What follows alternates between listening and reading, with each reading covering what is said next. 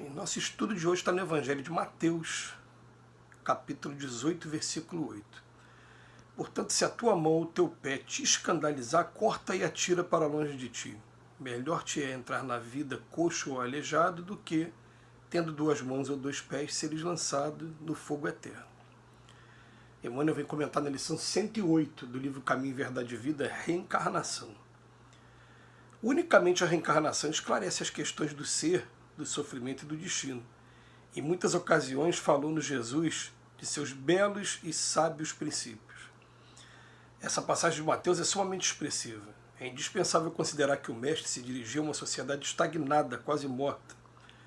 No concerto das lições divinas que recebe, o cristão a rigor apenas conhece de fato um gênero de morte, a que sobrevém a consciência culpada pelo desvio da lei.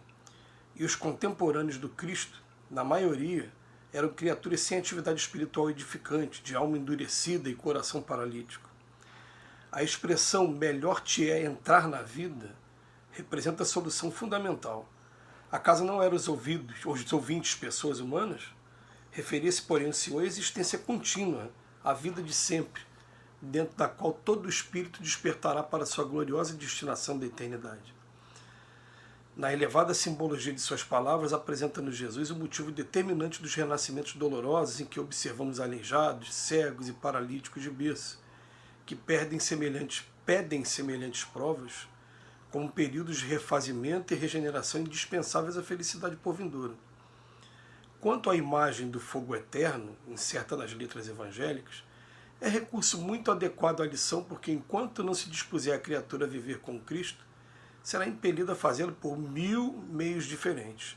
Se a rebeldia perdurar por infinidade de séculos, os processos purificadores permanecerão igualmente como fogo material, que existirá na Terra enquanto seu concurso perdurar no tempo, como utilidade dispensável à vida física.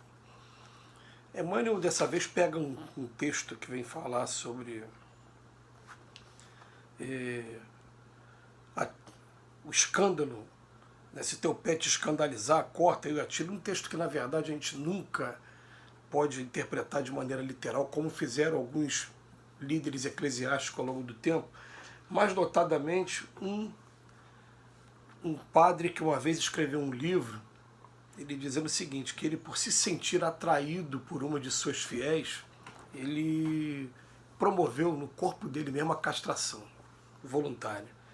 E depois ele relata, né, o quanto ele fez de mal para ele mesmo, porque ele descobriu que o problema nunca esteve no corpo, o problema sempre esteve na mente.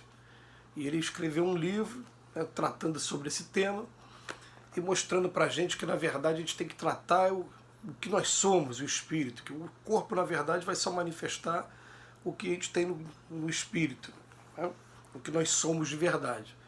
Mas quando vem falar sobre esse texto, vale a pena a gente considerar o seguinte, que tem um capítulo no Evangelho segundo o Espiritismo, que é o capítulo 8, que quando termina o capítulo, o último texto desse capítulo, tem um texto chamado Bem-aventurados que têm os olhos fechados. E foi uma pessoa cega que procurou aquela equipe com Allan Kardec na esperança de obter uma cura, ou então obter uma mensagem de consolo, e essa não obteve cura, ela obteve foi essa mensagem.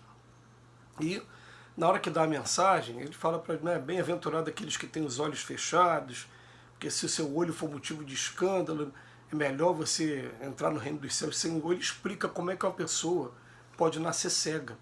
E diz, a pessoa pode nascer cega por 3 motivos básicos. Uma, se o seu olho foi motivo de sua própria queda.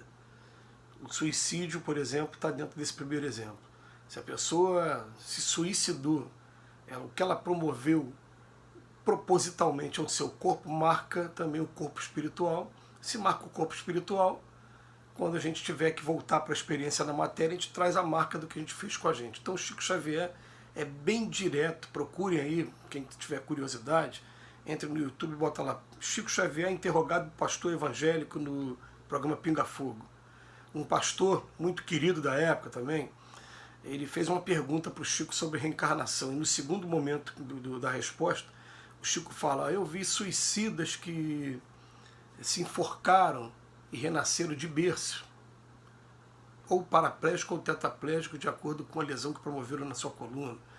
Eu vi espíritos que, na última experiência na matéria, se envenenaram e que deformaram todo o seu sistema digestivo e depois renasceram com problemas gástricos muito complexos, muito complicados.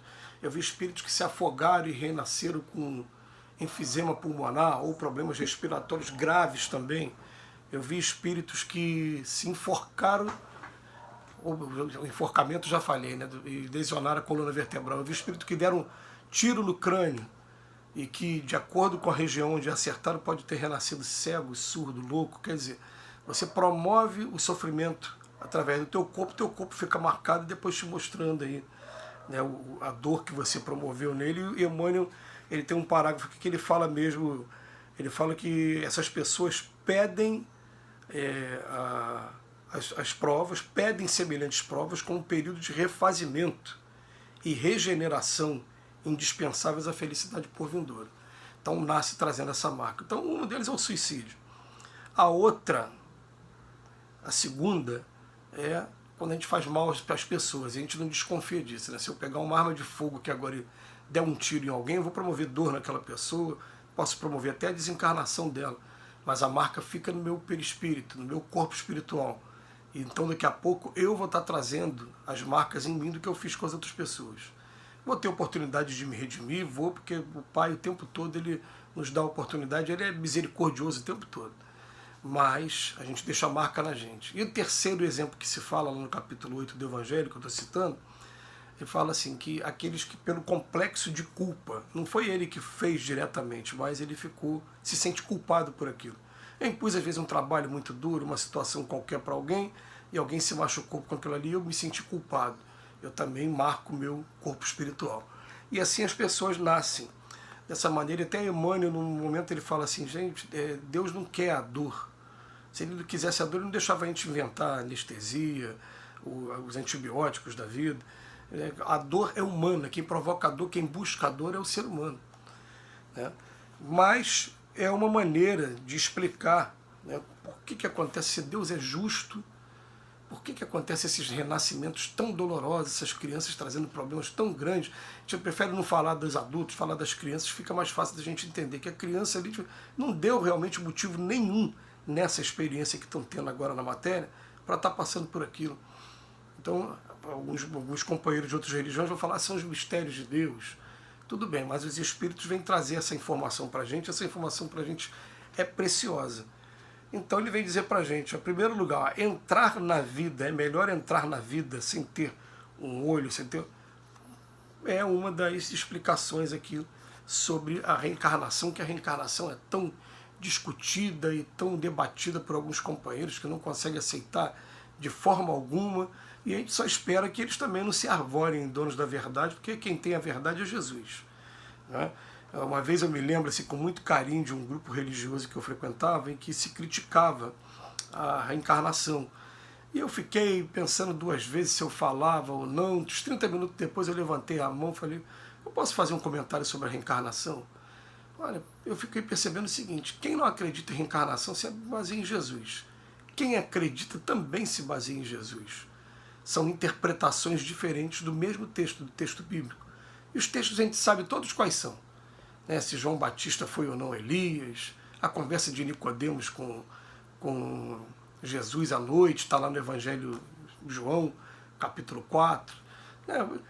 Os textos, a gente sabe um texto como esse aqui, mas gente, se está todo mundo baseado em Jesus, ao invés de ficar um brigando com o outro, não é melhor pedir intuição para Jesus, um respeitar o outro enquanto a resposta não vem, a gente se tratar como irmãos? Se a gente discriminar um ou outro porque um acredita, outro não acredita, a gente está faltando com a lei maior, que é a lei do amor, né? E daí a gente começou a ter um convívio mais doce, mais tranquilo.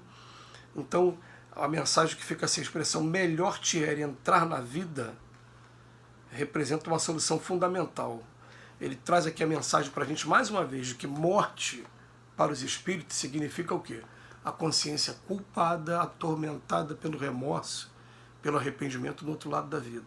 Então procuremos fazer a nossa parte aqui para que a gente não entre nesse estado de morte, que não é a morte do corpo, é a morte espiritual, assim dizendo. Que Jesus nos abençoe hoje e sempre. Muito obrigado, Emmanuel, pela reflexão.